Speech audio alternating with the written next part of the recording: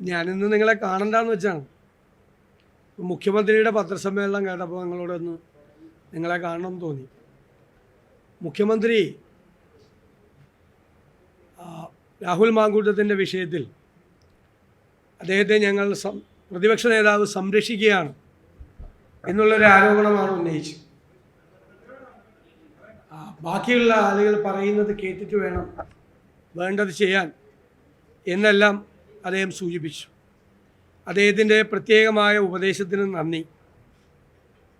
അദ്ദേഹം നിങ്ങൾക്ക് എല്ലാവർക്കും അറിയാവുന്നതുപോലെ മുഖ്യമന്ത്രി എന്ന് പറഞ്ഞതുപോലെ ഒരു പരാതിയില്ല, ഒരു FIR ഇല്ല, ഒരു കേസുമില്ല.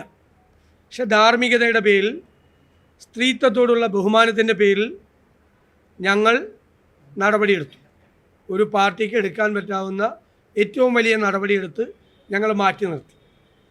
എൻ്റെ നേരെ വിരൽ ചൂണ്ടിയ മുഖ്യമന്ത്രിയോട് എനിക്ക് പറയാനുള്ളത്, അദ്ദേഹത്തിൻ്റെ ബാക്കി 4 വിരലും അദ്ദേഹത്തിൻ്റെ നെഞ്ചിലേക്കാണ് ചൂണ്ടിയിരിക്കുന്നത്. ആരാണ് ഈ മുഖ്യമന്ത്രി ആരെയൊക്കെയാണ് സംരക്ഷിച്ചിരിക്കുന്നത്? ലൈംഗിക അപവാദ കേസിൽപ്പെട്ട 2 പേർ മന്ത്രിമാരായി ഈ മന്ത്രിസഭയിലുണ്ട്. CPM-ലെ ഏറ്റവും സീനിയർ നേതാവ്, ആരോപണം ഉന്നയിച്ച, പരാതി കൊടുത്ത കേസിലെ പ്രതിയാകേണ്ട ആൾ, അത് പോലീസിന് കൊടുക്കാതെ അത് പാർട്ടി കോടതിയാക്കി മാറ്റി ആളെ സംരക്ഷിച്ച് മുഖ്യമന്ത്രിയുടെ കൂടെയുണ്ട്.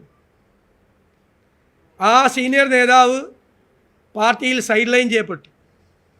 വളരെ മുതിർന്ന നേതാവ്, എല്ലാവരാലും ബഹുമാനിക്കപ്പെട്ടിരുന്ന നേതാവ്, ഈ പരാതി കൊടുത്തതിൻ്റെ പേരിൽ മുഖ്യമന്ത്രി അദ്ദേഹത്തെ സൈഡ് ലൈൻ ചെയ്തു. എന്നിട്ട് അദ്ദേഹം ആരോപണം ഉന്നയിച്ച ആളെ തൊട്ടടുത്ത് ചേർത്തിരുത്തി. ഞാൻ ആരുടെയും പേരൊന്നും പറയുന്നത്, എല്ലാവരുടെയും പേര് ഈ നാട്ടിലെ എല്ലാവർക്കും അറിയാം. അതുപോലെ ഇപ്പോൾ അദ്ദേഹത്തിന് കൈപൊക്കുന്നൊരു MLA നിയമസഭയിൽ റേപ്പ് കേസിലെ പ്രതിയാണ്. ബലാത്സംഗ കേസ് ആരാ ചാർജ് ചെയ്തത്? ഇദ്ദേഹത്തിൻ്റെ പോലീസ് ചാർജ് ചെയ്ത കേസിലെ പ്രതിയാണ്. ആരാ സംരക്ഷിക്കുന്നത്? എന്ത് നടപടിയെടുത്തത്? ഒരു നടപടിയെടുത്തില്ല. പതിറ്റാണ്ടുകൾക്ക് മുമ്പ് നടന്ന സംഭവം എന്നാണ് പാർട്ടി സെക്രട്ടറി പറഞ്ഞത്. അതായത് അദ്ദേഹം കൊച്ചായിരുന്നപ്പോൾ എന്തോ നടന്ന സംഭവത്തെ പോലെയാണ് പതിറ്റാണ്ടുകൾക്ക് മുമ്പേ നടന്ന സംഭവം എന്ന് പറയുന്നത്. അതിന് സംരക്ഷണം കൊടുക്കുന്ന ആരാ? പോലീസ് എടുത്തേക്കുന്ന കേസാണ്, റേപ്പ് കേസ് അല്ലേ? അതിനാരാ സംരക്ഷണം കൊടുത്തിരിക്കുന്നത്?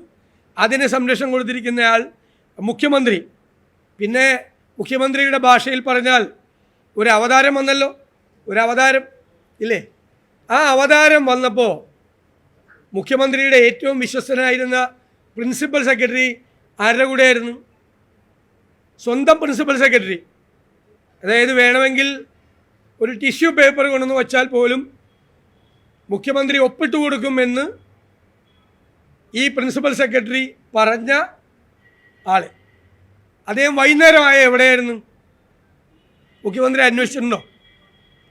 വൈകുന്നേരമായ ഇൻ്റലിജൻസ്, പോലീസ്, ക്രൈംബ്രാഞ്ച് അല്ലേ, സ്പെഷ്യൽ ബ്രാഞ്ച്, ക്രൈംബ്രാഞ്ച് അല്ല സ്പെഷ്യൽ ബ്രാഞ്ച്, എന്തെല്ലാം സംവിധാനമാണ് മുഖ്യമന്ത്രിക്ക്? ഏറ്റവും അടുത്തയാൾ, അമിതാധികാരങ്ങൾ മുഖ്യമന്ത്രിയുടെ ഓഫീസിലുണ്ടായിരുന്നയാൾ വൈകുന്നേരമായ എങ്ങോട്ടാണ് പോയിരുന്നത്? ആ അവതാരം എത്ര CPM നേതാക്കൾക്കെതിരായി ആരോപണം ഉന്നയിച്ചു? എത്ര CPM നേതാക്കൾക്കെതിരായി, മന്ത്രിമാർക്കെതിരായി, സ്പീക്കർക്കെതിരായി, എത്ര പേർക്കെതിരായി? അപ്പോൾ അവർക്കെതിരെ ഒരു കേസ് എടുത്തോ? ഒരു ഡിഫമേഷൻ കേസ് അവർക്കെതിരെ കൊടുത്തോ? ഇവരാരെങ്കിലും കൊടുത്തില്ലല്ലോ.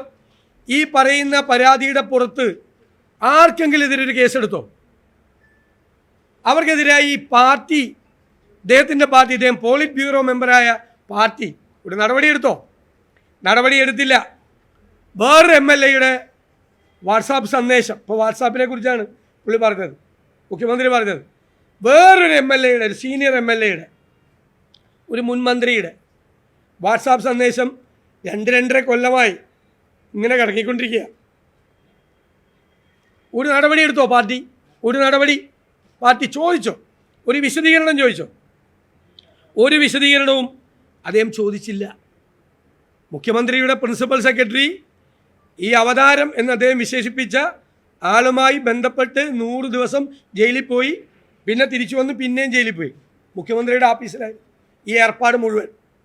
ഈ ഏർപ്പാട് മുഴുവൻ മുഖ്യമന്ത്രിയുടെ ഓഫീസിലാണ്. എന്നിട്ട് ഒരു പരാതിയില്ലാതെ FIR ഇല്ലാതെ ഉള്ള കേസിൽ ധാർമ്മികതയുടെ പേരിൽ ശക്തമായ നടപടി സ്വീകരിച്ച ഞങ്ങളുടെ മുഖത്ത് നോക്കി ഇത്രയും പേരെ സംരക്ഷിച്ച ഇന്ത്യയിലുണ്ടാവില്ല ഇതുപോലത്തെ ഒരു രാഷ്ട്രീയ നേതാവ് പിണറായി വിജയനെ പോലെ. ലൈംഗിക അപവാദ കേസുകളിൽ പെട്ട സഹപ്രവർത്തകരെയും നേതാക്കന്മാരെയും ഇതുപോലെ സംരക്ഷിച്ച ഒരു രാഷ്ട്രീയ നേതാവ് ഇന്ത്യയിലില്ല. എന്നിട്ട് വന്ന് പറയാണ് പ്രതിപക്ഷ നേതാവ്. അതാണ് ഞാൻ പറഞ്ഞത്, ചങ്കിലേക്കാണ് 4 വിരൽ അദ്ദേഹത്തിൻ്റെ. എനിക്ക് നേരെ ഒരു വിരൽ ചൂണ്ടിയപ്പോൾ 4 വിരൽ സ്വന്തം ചങ്കിലേക്കാണ്. ഇതിനൊക്കെ ഒന്ന് മറുപടി പറ, ധൈര്യമുണ്ടെങ്കിൽ ഒന്ന് മറുപടി പറ. ചോദിക്കുന്നതിനൊന്നും മറുപടി പറയില്ലല്ലോ. ഒരു ഷെയ്ഡി ക്യാരക്ടർ, കളങ്കിത വ്യക്തിത്വം വന്ന് മദ്രാസിൽ ഒരു അക്കൗണ്ട് തുടങ്ങി ഹവാലയും റിവേഴ്സ് ഹവാലയും നടത്തി മന്ത്രിയുടെ അക്കൗണ്ടിലേക്ക് വരെ നേതാക്കന്മാരുടെ അക്കൗണ്ടിലേക്ക് വരെ പണം അയച്ചു കൊടുത്തു എന്ന് പറഞ്ഞിട്ട് പാർട്ടി സെക്രട്ടറിയുടെ മകനുമായുള്ള തെറ്റായ വഴികളിലൂടെയുള്ള ബന്ധത്തെക്കുറിച്ച് ആരോപണം വന്നിട്ട് ചെറുവിരലനക്കിയ ഈ മുഖ്യമന്ത്രി ഇപ്പോൾ ചോദിച്ചപ്പോൾ പറഞ്ഞ് എന്തോ പറഞ്ഞങ്ങ് ഒഴിഞ്ഞു കളഞ്ഞു. ഒരു മറുപടി പോലും ഇന്നത്തെ പത്രസമ്മേളനത്തിൽ ആ കാര്യത്തിൽ പറഞ്ഞില്ല. അതുകൊണ്ട് ദയവ് ചെയ്ത് മുഖ്യമന്ത്രി ഞങ്ങളെ പഠിപ്പിക്കാൻ പറയണ്ട, ഒന്ന് പോയി കണ്ണാടിയിൽ നന്നായിട്ട് നോക്കിയാൽ മതി. കണ്ണാടിയിൽ നോക്കിയാൽ മതി.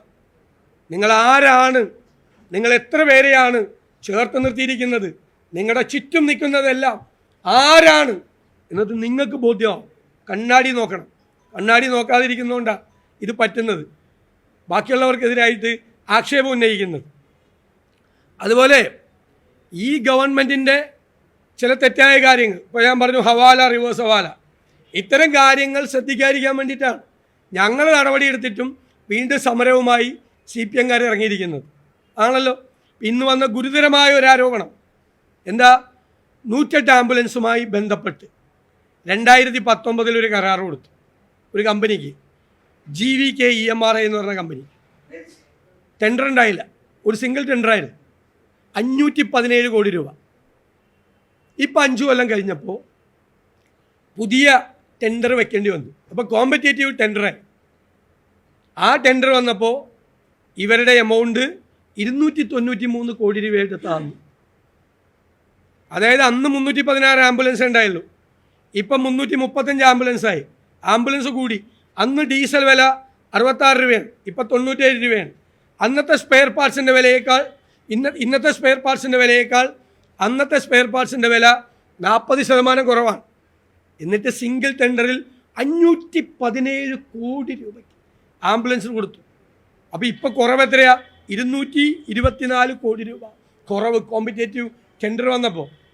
അപ്പോൾ മനസ്സിലായല്ലോ, അന്ന് ഇതിൻ്റെ പകുതി പൈസ മതി അന്ന് നടത്താൻ, ചിലവ് കുറവാണ്, ഇതിനേക്കാൾ കുറവ് ആംബുലൻസാണ്. അപ്പോൾ ആ പണം എവിടെ പോയി? ആ പണം അവരുടെ കയ്യിൽ നിന്ന് വാങ്ങിച്ചാണ്. ഇപ്പോഴും ഈ ടെൻഡർ പോലും എമൗണ്ട് ചോർന്നു പോയി എന്നുള്ളൊരു ആരോപണം ഉയർന്നിട്ടുണ്ട്. ടെൻഡറിൻ്റെ എമൗണ്ട് ഓരോരുത്തർ കോട്ട് ചെയ്തിരിക്കുന്നു. ഈ കമ്പനിക്ക് കൊടുക്കാൻ വേണ്ടി വീണ്ടും ആ ടെൻഡറിലെ തുക മറ്റുള്ളവർ കോട്ട് ചെയ്തത് ചോർത്തിയിട്ടാണ് എന്നൊരു ആക്ഷേപം വന്നിട്ടുണ്ട്. ഇതിനൊക്കെ മറുപടി പറയണം, മറുപടി പറയാതെ പോകാൻ പറ്റില്ല. പിന്നെ പറഞ്ഞ 6.5 പതിറ്റാണ്ടായി ഉള്ള എല്ലാ ഭൂമി പ്രശ്നത്തിനും പരിഹാരമായെന്നാണ്. ഭൂപതിവ് ചട്ടം വന്നു, പുതിയതായി മുഖ്യമന്ത്രി പ്രഖ്യാപിച്ചു. എന്താ ഭൂപതിവ് ചട്ടത്തിൽ പറയുന്നത്? 2024 ജൂൺ വരെയുള്ള എല്ലാ നിർമ്മാണ പ്രവർത്തനങ്ങളും പട്ടയ ഭൂമിയിലെ ക്രമവൽക്കരിച്ചു കൊടുക്കും. എന്താ അതിന് കണ്ടീഷൻ? 1500 സ്ക്വയർ ഫീറ്റിന് മീതെ ഉള്ളതിന് ഫീസ് ഈടാക്കും. എന്തിനാ ഫീസ് ഈടാക്കണേ? നേരത്തെ തന്നെ പ്രൊസീജിയർ അനുസരിച്ച് കെട്ടിട നിർമ്മാണത്തിന് നമ്പർ ഇട്ട ആളുകളാണ് പൈസ അടച്ച്, അവരെ ഇന്ന് വീണ്ടും പൈസ ഈടാക്കുക. മാത്രമല്ല 2024 ജൂൺ വരെയാണ് ഇത് കൊടുത്തിട്ടുള്ളൂ. അതിനുശേഷം നിർമ്മാണ പ്രവർത്തനം നടത്തിയവരെ കുറിച്ച് ഒരു സൂചനയില്ല. ഇനി വരാനുള്ള കാലത്ത് നിർമ്മാണ പ്രവർത്തനം ആ ഭൂമിയിൽ നടത്തിയാൽ അത് ക്രമവൽക്കരിക്കും എന്നൊരു വാർത്തയില്ല.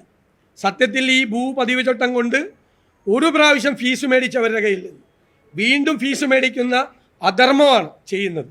2, ഈ ഭൂമി പ്രശ്നത്തെ ഈ ഗവൺമെൻറ് ഒന്നുകൂടി സങ്കീർണമാക്കി. വീണ്ടും അനിശ്ചിതത്വമാണ്, വീണ്ടും സങ്കീർണമാക്കി. അതുകൊണ്ട് അത് പുനഃപരിശോധിക്കണം എന്ന് ഞങ്ങൾ അതിശക്തിയായിട്ട് ഞങ്ങൾ ആവശ്യപ്പെടുകയാണ്. പിന്നെ അയ്യപ്പസ്വാമിയെക്കുറിച്ച് പറഞ്ഞപ്പോൾ പറഞ്ഞു, മുഖ്യമന്ത്രിയുടെ അയ്യപ്പസ്വാമിയോടുള്ള സ്നേഹം കണ്ടപ്പോൾ എനിക്ക് പോലും എൻ്റെ ഭക്തി കൂടി. ശബരിമലയെക്കുറിച്ച് അദ്ദേഹം പറയുന്നത് കേട്ടപ്പോൾ ഇതല്ലല്ലോ പണ്ട് പറഞ്ഞത്. പണ്ട് എന്തെല്ലാം കുഴപ്പമാണ് ശബരിമലയിൽ ഉണ്ടാക്കിയത്. പോലീസിനെ ഉപയോഗിച്ച്, ചില ആളുകളെ ഉപയോഗിച്ച്, അവരുടെ പേരൊന്നും പറയുന്നില്ല, ശബരിമലയിൽ എന്തെല്ലാമാണ് കാണിച്ചത്. എന്നിട്ട് പറഞ്ഞു നവോത്ഥാനം സമിതി ഉണ്ടാക്കി. എന്നിട്ട് പറഞ്ഞു ആരെതിർത്താലും CPM അതിൽ നിന്ന് പിന്മാറില്ല എന്ന് പറഞ്ഞു. 2019 തോറ്റ് തൊപ്പിയിട്ടപ്പോൾ അവിടുത്തെ വീടുകളിൽ കയറി മാപ്പ് പറഞ്ഞു, ഇല്ലേ? വീടുകളിൽ കയറി മാപ്പ് പറഞ്ഞു. നിങ്ങൾക്ക് ഓർമ്മയുണ്ടല്ലോ. മുഖ്യമന്ത്രി പറഞ്ഞത് ഇന്നൊരു കൃത്യമായിട്ടുള്ളൊരു സെൻറ്റൻസ് പറഞ്ഞു. ഇതുവരെ പറഞ്ഞത് ന്യൂനപക്ഷ പ്രീണനം എന്നാണ്, ഇപ്പം ഭൂരിപക്ഷ പ്രീണനം എന്നാണ് പറയുന്നത്. കറക്റ്റാണ്. പാർലമെൻറ്റ്, ഈ കഴിഞ്ഞ പാർലമെൻറ്റ് ഇലക്ഷൻ വരെ ന്യൂനപക്ഷ പ്രീണനമായിരുന്നു. ന്യൂനപക്ഷങ്ങളുടെ ഭാഗത്ത് നിന്ന് ശക്തമായ തിരിച്ചടി കിട്ടിയപ്പോൾ കുറേ നാളായി ഇപ്പം ഭൂരിപക്ഷ പ്രീണനമാണ്. ദേവസ്വം ബോർഡ് പ്രസിഡന്റ് CPM വെച്ചേക്കണ ആളാണ് പറയാണ്, സംഘപരിവാറിനെ കൂടി ക്ഷണിക്കും, പ്രത്യേക പരവതാനി വിരിച്ചു കൊടുക്കണം അയ്യപ്പ സംഗമത്തിന്, സംഘപരിവാറിന്. രണ്ടുപേരും കൂടി ഒരുമിച്ചാണല്ലോ ഇപ്പോൾ ഏർപ്പാട്. അപ്പോൾ സംഘപരിവാറിനെ താലോലിക്കാനും ഭൂരിപക്ഷ വർഗീയതയെ വളർത്തിയെടുക്കാനും വേണ്ടി അയ്യപ്പൻ്റെ പേരിൽ നടത്തുന്ന പരിപാടിയാണ്. പിന്നെ ഒരു ഗവൺമെൻറ് ഓർഡർ ഇറങ്ങിയപ്പോൾ ഞാനും അതിൻ്റെ ഉപരക്ഷാധികാരിയാണെന്ന് പറഞ്ഞ് കണ്ട് ലിസ്റ്റ്. എൻ്റെ അനുവാദമില്ല, ഞാനില്ല അതിൽ, ഞങ്ങളില്ല അതിൻ്റെ അകത്ത്. ഈ തട്ടിപ്പ് ഇവർ നടത്തുമ്പോൾ, ഈ വിശ്വാസവഞ്ചന ഇവർ കാണിക്കുമ്പോൾ, അന്നത്തെ കേസുകളിൽ എല്ലാവരെയും വിഡ്രോ ചെയ്യുമെന്ന് പറഞ്ഞ കേസ് ഇപ്പോഴും ആളുകൾ കോടതി കയറി ഇറങ്ങി നടക്കുക. അന്നത്തെ കേസുകളിൽ അസംബ്ലിയിൽ പറഞ്ഞാണ് പിൻവലിക്കുമെന്ന്. മുഖ്യമന്ത്രി പിൻവലിച്ചിട്ടൊന്നുമില്ല, പറഞ്ഞത് പ്രവർത്തിക്കുന്നില്ല, തോന്നിയതുപോലെ ചെയ്തുകൊണ്ടിരിക്കുകയാണ്. അപ്പോൾ അതുകൊണ്ട് സർക്കാർ പ്രതിക്കൂട്ടിലാണ് യഥാർത്ഥത്തിൽ. മുഖ്യമന്ത്രിയും ഞാൻ ഈ പറയുന്ന ആളുകളും എല്ലാവരും കൂടി ഒന്ന് ചേർന്ന് നിൽക്കുകയാണ്. കേരളത്തിലെ ജനങ്ങളത് കാണുന്നുണ്ട്. എന്നിട്ട് നിങ്ങൾ എന്ത് ചെയ്തു എന്ന ചോദ്യം ഉയരുമ്പോഴാണ് കോൺഗ്രസ് ചെയ്തത് എന്താണ് എന്ന് ഞങ്ങൾ ജനങ്ങളെ ബോധ്യപ്പെടുത്തി കൊടുത്തത്.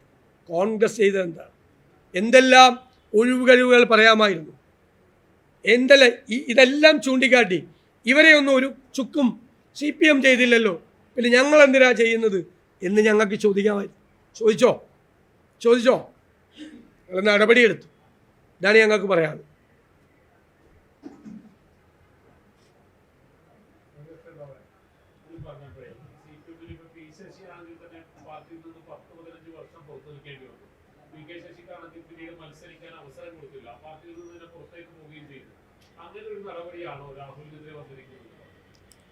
അങ്ങനെയൊന്നും പുറത്തൊന്നും നിർത്തിയിട്ടില്ല. അദ്ദേഹം എല്ലാ പ്രധാനപ്പെട്ട കാര്യങ്ങളിലും ഈ ആരോപണം പുറത്തുപോയത്, ആരോപണം ഉന്നയിച്ച ആളാണ്. പുറത്തുപോയത് സൈഡ് ലൈനായി പോയത് ആരോപണം ഉന്നയിച്ച ആളാണ് അദ്ദേഹം. അങ്ങനെ ഒരു ആരോപണം വന്നയാൾ മുഖ്യമന്ത്രിയുടെ ഏറ്റവും അടുത്ത ആളായി. ആ ഓഫീസിലെ എല്ലാ കാര്യങ്ങളും നിയന്ത്രിക്കുന്ന അമിതാധികാര ശക്തിയുള്ള ആളായി അവിടെ ഇരിക്കുകയാണ് ഇപ്പോഴും. അത് മനസ്സിലായിക്കോ.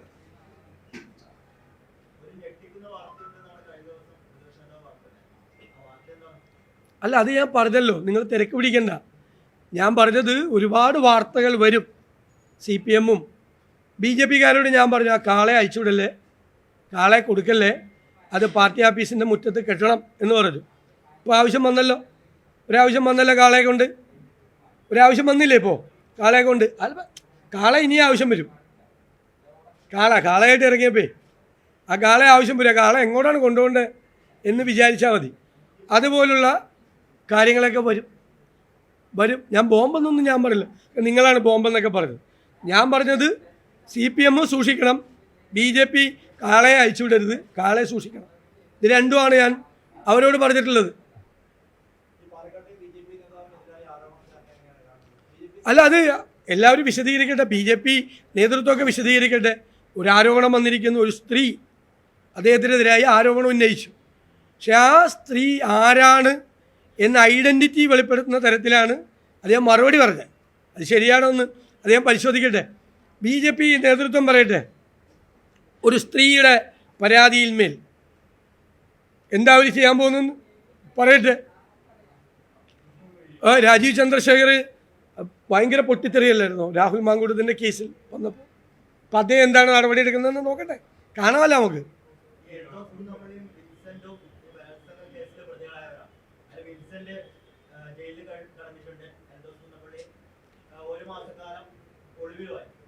നിങ്ങൾക്ക് അതൊന്നും അത് അങ്ങനത്തെ കേസല്ല. എൽദോസ് കുന്നപ്പള്ളിയുടെ കേസിൽ അദ്ദേഹത്തിന് ജാമ്യം കൊടുത്തുകൊണ്ട് കോടതി പറഞ്ഞേക്കണം എന്താണെന്ന് കേട്ടോ, നിങ്ങൾ വായിക്കും. കോടതിയിൽ അദ്ദേഹം എനിക്ക് തോന്നുന്നു 22 ഡോക്യുമെൻ്റ് പ്രൊഡ്യൂസ് ചെയ്തു. ആ കോടതി അദ്ദേഹത്തിന് ജാമ്യം കൊടുത്തുകൊണ്ട് പറഞ്ഞത് എന്താണെന്ന് നിങ്ങളൊന്ന് വായിച്ചു നോക്കുക. അത് വിധി വായിച്ചു നോക്കുക.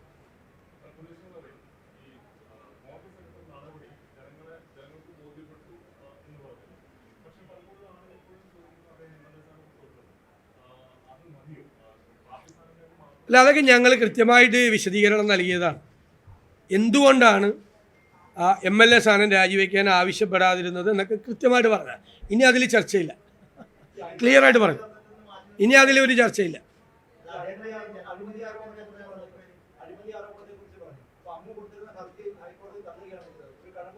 അതിൻ്റെ വിധി പുറത്തു വരട്ടെ. കഴമ്പില്ല എന്നൊന്നും കോടതി പറഞ്ഞിട്ടില്ല. കഴമ്പില്ല. ഇപ്പോൾ പബ്ലിക് ഇൻട്രസ്റ്റ് ലിറ്റിഗേഷനിൽ ഹൈക്കോടതി തുടർച്ചയായിട്ട് ഒരു കേസ് എൻ്റർടൈൻ ചെയ്യുന്നില്ല, ഒരു കേസും പരിശോധിക്കുന്നില്ല. അത് കോടതിയുടെ പുതിയ ഇതാണ്. അതുകൊണ്ട് ഇത് ഇല്ലാതാവില്ലല്ലോ. നിങ്ങളൊന്ന് അന്വേഷിച്ച് നോക്ക് ക്യാമറയുടെ ഇപ്പോഴത്തെ സ്ഥിതി എന്താണ്. അല്ലല്ല, അത് വിധി വന്നിട്ടില്ലല്ലോ, പുറത്ത് വന്നിട്ടില്ലല്ലോ, പരാമർശം മാത്രമേ വന്നിട്ടുള്ളൂ. നോക്കട്ടെ, വിധി പരിശോധിക്കട്ടെ, വിധി പരിശോധിച്ചിട്ട് പറയാൻ. അതുകൊണ്ട് അത് ഇല്ലാതാവുന്നില്ലല്ലോ. എല്ലാവർക്കും അറിയാവുന്ന കേസല്ലേ. ഇഷ്ടമുള്ള കമ്പനിക്ക് കൊടുത്ത് ഇഷ്ടക്കാരെ വെച്ച് അത് നടത്തിയല്ലേ, എല്ലാവർക്കും അറിയാം. അതെങ്ങനെയാണ് തള്ളി? അത് വരട്ടെ, വിശദാംശങ്ങൾ വരട്ടെ, വിശദാംശങ്ങൾ വരട്ടെ. നിങ്ങളെത്തിരെ എത്ര തുള്ളുന്നത്? വിശദാംശങ്ങൾ വരട്ടെ. ഞാൻ മുഖ്യമന്ത്രിയെ പോലെ ഒളിച്ചോടുന്ന ആളല്ലല്ലോ. ഇപ്പം തന്നെ എത്ര ചോദ്യത്തിനായി മറുപടി പറയണം. ഇന്ന് അദ്ദേഹം എത്ര ചോദ്യത്തിന് രാവിലെ മറുപടി പറഞ്ഞു? അല്ല പറഞ്ഞല്ലോ, ഒരു പ്രാവശ്യം പറഞ്ഞാൽ മനസ്സിലാകണ്ടേ. ഞാൻ പറഞ്ഞു, പിന്നെ അദ്ദേഹം പറഞ്ഞു ഞാൻ പ്രകോപിതനായത്. ഞാൻ എന്താണ് പ്രകോപിതനായത്? ഞാനെന്താ പ്രകോപിതനായത്? ഏത് തരത്തിലാണ് ഇതൊക്കെ പറയാൻ ആരാണ് ഈ പറയുന്നത്? മാധ്യമങ്ങളോട് ഞാൻ പ്രകോപിതനായ, നിങ്ങളോട് ആരുടെയും ഞാൻ ദേഷ്യപ്പെട്ട? നിങ്ങൾ ഒരേ ചോദ്യം 3 പ്രാവശ്യം ചോദിച്ചപ്പോൾ ഞാൻ പറഞ്ഞു ഇനി ചോദിക്കല്ലെന്ന് പറഞ്ഞു. ഒരേ ചോദ്യമാണെന്ന് പറഞ്ഞു. നിങ്ങൾ ചോദിച്ചപ്പോൾ ഞാൻ വല്ലതും പറഞ്ഞോ? ഞാൻ എല്ലാത്തിനും മറുപടി പറയല്ലേ, എല്ലാത്തിനും മറുപടി പറയല്ലേ. എന്നിട്ട് എനിക്ക് ഉപദേശം പ്രകോപിതനാവല്ലേ. നിങ്ങൾ ആരെങ്കിലും കയറിയൊരു ശക്തമായ ചോദ്യം ചോദിച്ചാൽ നിങ്ങൾക്ക് കിട്ടാറില്ലേ ഉള്ളിലെ? എന്നിട്ട് എനിക്ക് ഉപദേശിക്കുക, എന്നെ ഉപദേശിക്കുക. ഞാൻ നിങ്ങളോട് ആരോടും ദേഷ്യപ്പെടാറില്ലല്ലോ. അല്ല, ഞങ്ങളത് ക്ലോസ് ചെയ്തല്ലോ. ഞങ്ങൾ പാർട്ടി ക്ലോസ് ചെയ്തല്ലോ. ഞങ്ങൾ അതിനെക്കുറിച്ചുള്ള മുഴുവൻ വിശദീകരണവും ഞങ്ങൾ നൽകി. പിന്നെ വേറെ ആരെങ്കിലും ഒരു അജണ്ട സെറ്റ് ചെയ്തിട്ട് അതിൻ്റെ പുറകെ പോവാ. നിങ്ങൾ CPM-നോടല്ലേ ചോദിക്കേണ്ടത്. അവരിത് ചെയ്തില്ലേ, നിങ്ങൾ എന്ത് ചെയ്തു എന്ന് ചോദിക്കണ്ടേ? എന്ത് ചെയ്തെന്ന് ചോദിക്കണ്ടേ? അവരൊക്കെ അതാത് സ്ഥാനങ്ങളിൽ, സുപ്രധാനമായ സ്ഥാനങ്ങളിൽ, താക്കോൽ സ്ഥാനങ്ങളിൽ ഇരിക്കുകയാണ്. താക്കോൽ സ്ഥാനങ്ങളിൽ ഇരിക്കട്ടെ. അതൊക്കെ യൂത്ത് കോൺഗ്രസ് അഖിലേന്ത്യാ കമ്മിറ്റി സംസ്ഥാന നേതൃത്വവുമായിട്ട് ആലോചിച്ചിട്ട് അത് വേണ്ട നടപടി സ്വീകരിക്കും.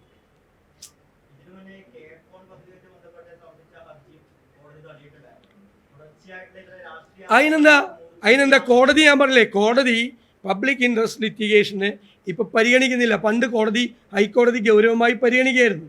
ഇപ്പോഴത്തെ ഹൈക്കോടതിയുടെ ആറ്റിറ്റ്യൂഡ് അതാണ്. മനസ്സിലായി, അവരത് പരിഗണിക്കുന്നില്ല.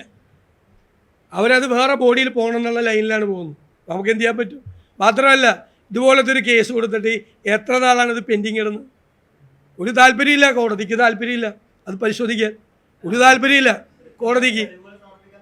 അല്ല, അതൊക്കെ നോക്കിയാൽ മതി. നല്ല ഫയലാണത്, അത് നോക്കിയാൽ മതി, വായിച്ചാലല്ല അതായിരിക്കും അങ്ങനെ പറഞ്ഞത്. അത് നല്ല തെളിവുകളാണ്, എല്ലാ എവിഡൻസും കോടതിയിൽ ഹാജരാക്കിയിട്ടുണ്ട്. ഓരോ കോടതിയുടെ പ്രശ്നമല്ലേ, ഒന്നും അവസാന വാക്കല്ലല്ലോ, വായിച്ചു നോക്കി കാണത്തില്ല മുഴുവൻ.